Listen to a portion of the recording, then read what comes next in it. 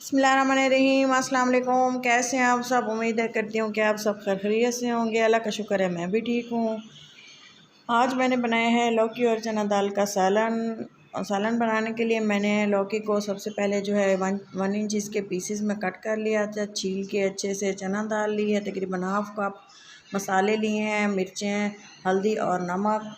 सब्ज़ मिर्चें ली हैं, टमाटर लिए हैं, प्याज लिए हैं और हरा धनिया लिया है थोड़ा सा।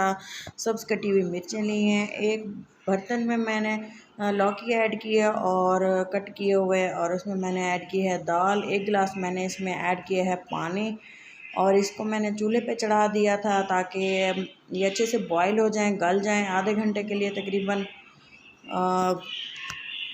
जब लौकी अच्छे से गल चुके हैं, तो गल गए थे, तब मैंने इसको लगाया था तड़का।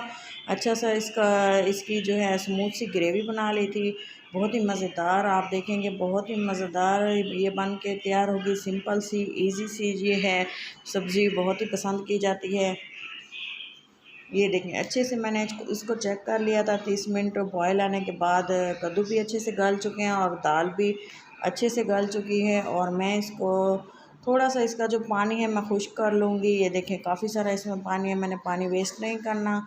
एक मैशर लिए है। पानी खुश्क होने के बाद मैंने इसको थोड़ा सा, इसके जो बड़े बड़े पीसेस हैं इनको थोड़ा सा छोटा छोटा कर लिया था, और ताकि ये जो है बड़े बड़े पीसेस आप रखना चाहें तो आपकी मर्ज़ी है, लेकिन मैंने इसको क्रश कर लिया था। अब मैंने इसका थोड़ा सा मज़ीद पानी खुश्क करने के बाद एक और पैन लिया और उसमें मैंने ऑयल को गर्म होने के लिए छोड़ दिया। और मैंने जो दो दरमियाने साइज़ के छोटे से स्लाइस में कटे हुए प्याज थे वो ऐड किए हैं, और इनको अच्छे से गोल्डन ब्राउन होने दिए। और ये हाफ़ टी स्पून मैंने लिया अदरक लहसुन का पेस्ट। अच्छे से उसको भून लेने के बाद मैं इसमें ऐड कर रही हूँ टमाटर। 2 अदद टमाटर थे।